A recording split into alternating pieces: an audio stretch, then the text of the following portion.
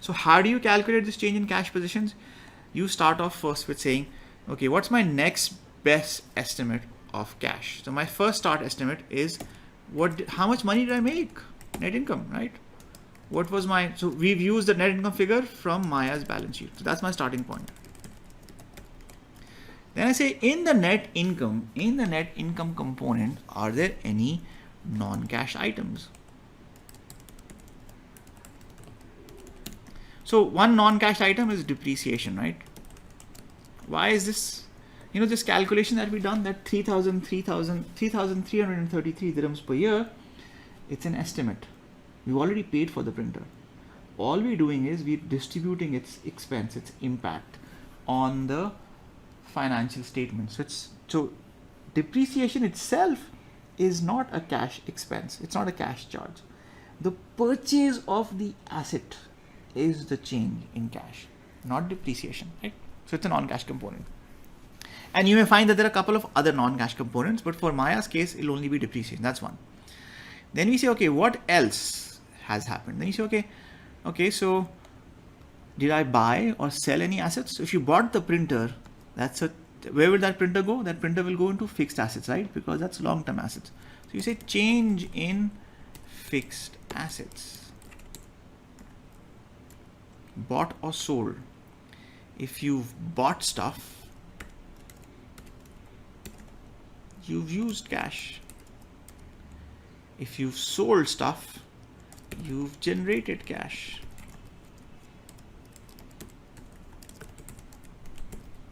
So if you had a car, if you had a printer, if you had a desk, if you had furniture, if you had ACs in the office that you were using and then you sold them, then this is not part of your regular sale. You've just changed the assets. So any changes in fixed assets may impact your cash position, right? So that's the second part.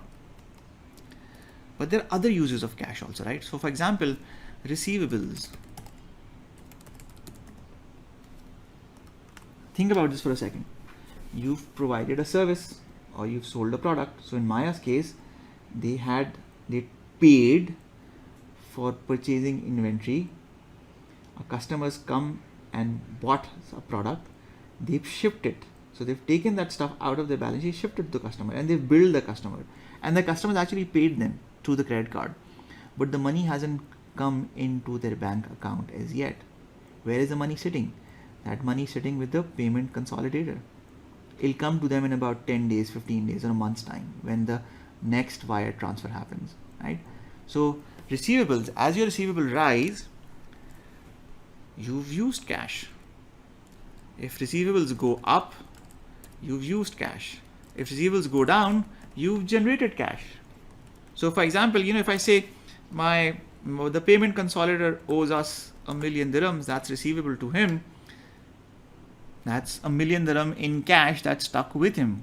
I've used that amount of cash. Where does that cash come from? It comes from my bank account. How? Because I used cash to purchase inventory that I sold to a customer, that's customer paid for, but I haven't received the money. And when it comes down, so when it goes down by 1 million dirham, goes down to 0, you have generated cash. So used cash and generated cash. The other is payable. What was receivable? Receivable is money that people owe you.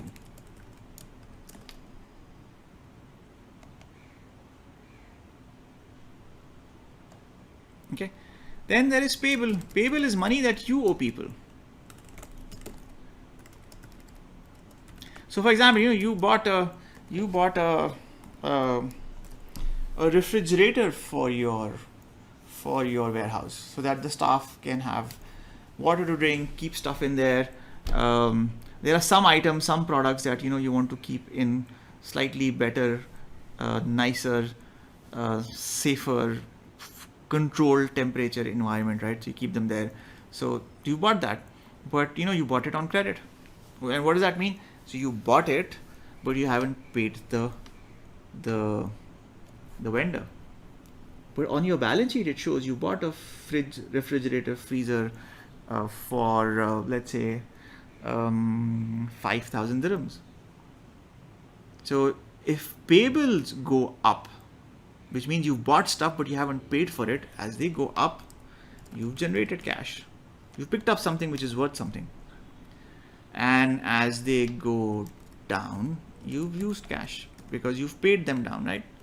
So I've added a 5,000 dirham fridge piece, refrigerator, printer, piece of equipment, and my cash amount should go up because I've used it. I've sort of generated cash because something's come into my balance sheet, and when I pay that down, it'll go down. So this net change in receivable and payables, right? And where does this sit? This sits in current assets. This sits in current liabilities. The difference between your current assets and current liabilities, this movement, right? There's it's like a regular dance that happens every month, every day, every quarter. This is your change in working capital. Somebody has to finance this. So stuff that you own and stuff that you owe in a shorter term context, somebody has to finance it. If your receivables are greater than your payables, you are financing it. If your payables are greater than your receivables, your customers, your vendors, your partners are financing it. Does that make sense? Let's look at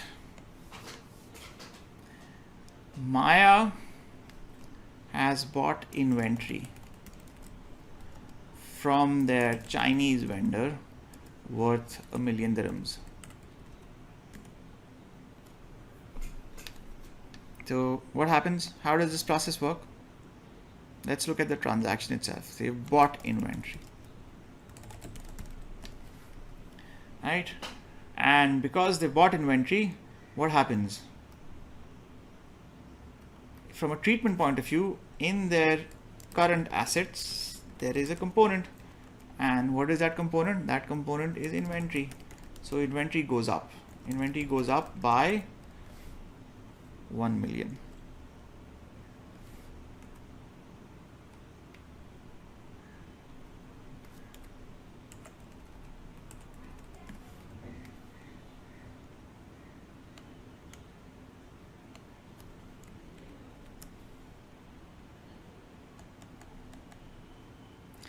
All right, so now look at this way. So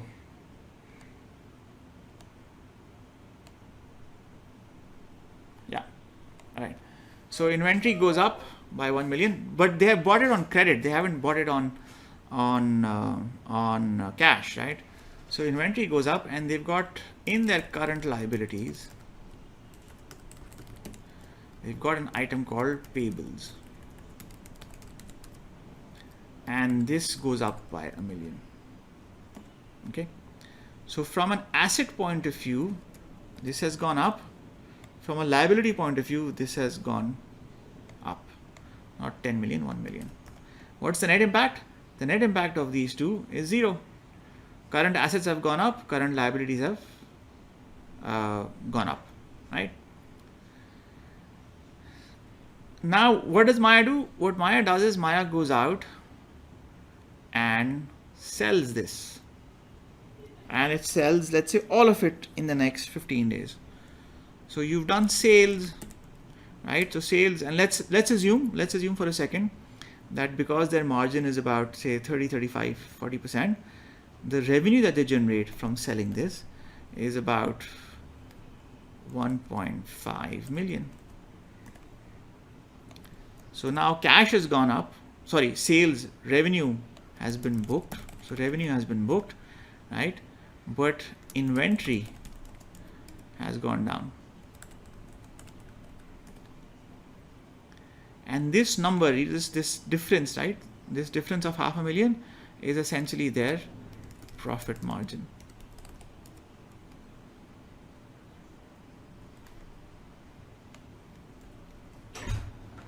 So far so good?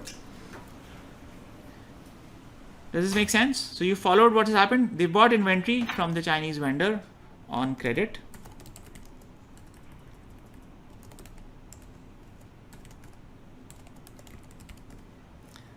This is step 1. And from an accounting point of view, inventory goes up and liability also goes up. So both values have gone up. but the net impact, because it's A minus B, net impact is 0. Then they sell all of it, so they've sold it, but because they don't sell it at the cost, they sell it with a margin, they sell it for 1.5, so they've got sales of 1.5 million, but their inventory's gone down by a million, and their profit margin is about 500,000. So they've booked a profit of this much, right? But they haven't received the cash. They booked it, they haven't received. Why? Because their payment consolidator hasn't released the payment. So the payment consolidator's payment is going to take, so this is receivables. So the receivables gone up by 1.5 million. Okay, but the payment console is not going to pay them 1.5 million. He's going to pay them, remember, there's a 6% or 8% processing cost. He's going to pay them maybe 1.4 million. And of that 1.4 million, the payment processing cost is going to be about 100,000. And then their margin, their profit margin, is going to be about 400,000.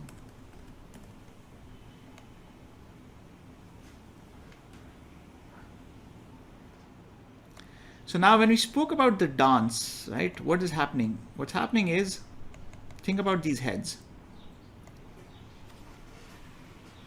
First head, current assets.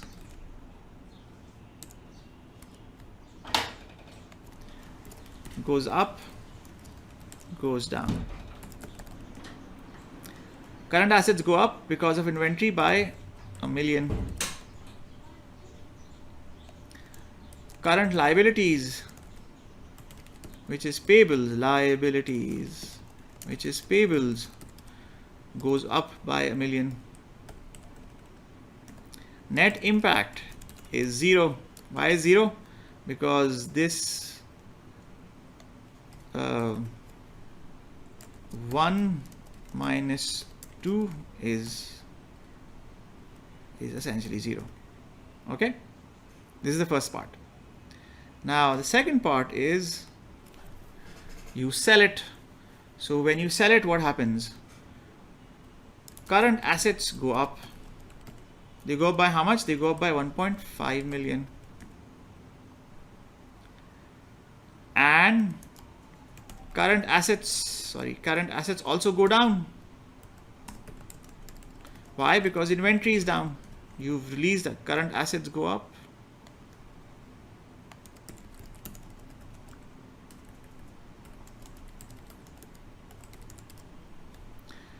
But inventory goes down by about 1 million. So there's some 500,000 that's gone someplace else. We're not talking about that, right? We're only focusing on our current assets and current liabilities. So now in this specific case, if you think about this, who has financed this entire process? Who has financed this process of sales and conversion? Who has paid for it in reality? This is your complete picture, right? Somebody's paid for it, right? Who's paid for it? Where has the cash come from?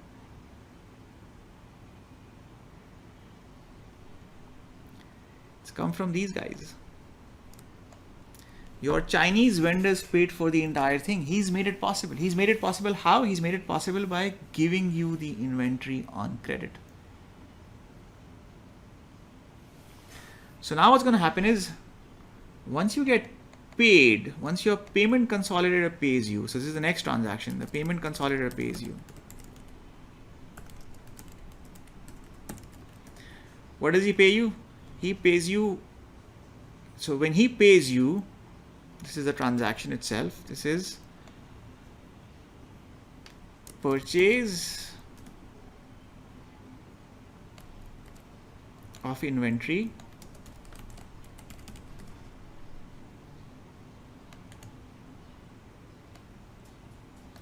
this is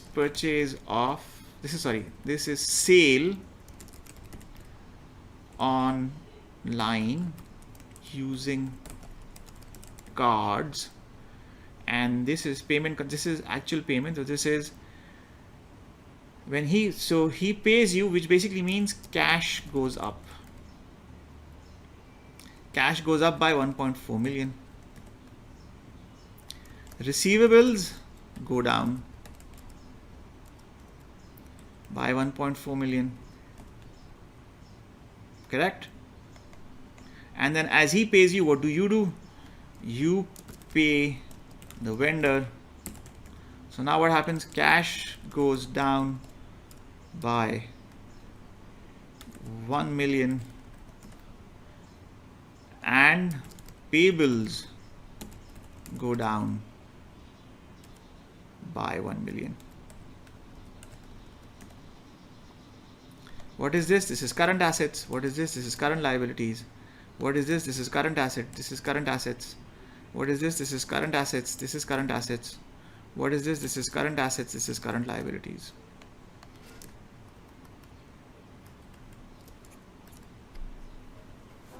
And the difference, this difference between 400,000 that you've been paid, the 1.5 that you've booked, and the 1 million that you've paid here, this goes into different heads. The difference between 1.4 and 1.5 goes where? That goes into processing charges and expenses. The difference between 1.4 and 1.0 that you've paid, that goes into your profit margin. This is the dance. Does that make sense? So what you need to track, what you need to plan, what you need to focus on is understand how this works. And this allows you to the statement of cash or change in cash position gives you a sense of what has been the net impact on cash after all of these transactions have gone. So, but you don't do this at a transaction level. You do this at the balance sheet level and the P&L level, right? So if you go up to the top to our calculation, right, to our example, right, here, there is interaction, engagement, movement between these two every single day that gets updated at the account level in the balance sheet and in the P&L. And what this statement change in cash position does is it simply tracks their impact, the impact of stuff we're doing here and here on the statement on cash. That's what we want to write. We haven't done that for Maya. We will do that for GEMS. We haven't done that for Maya. The first component was understanding that there are three pieces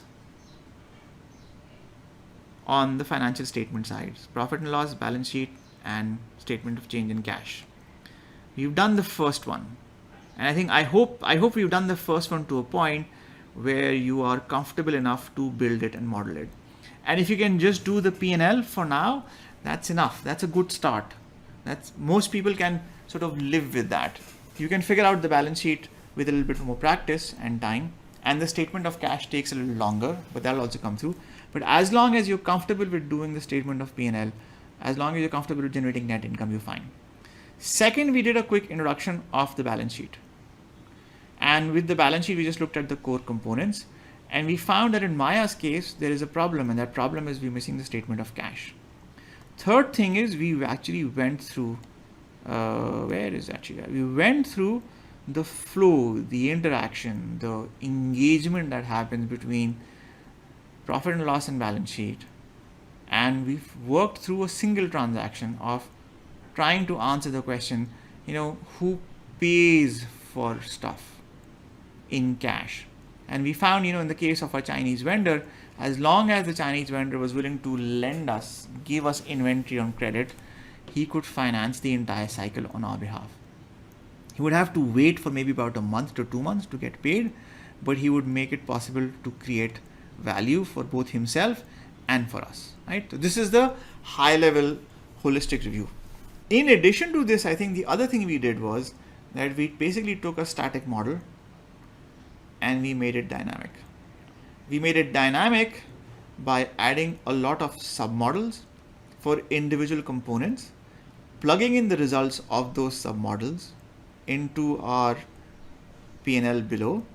And then we did a couple of iterations, a couple of cycles where we went through the analysis and the numbers that we generated to see if the numbers made sense. And then we tweaked and fixed stuff when the numbers didn't make sense. Sometimes we had to add a submodel for that purpose.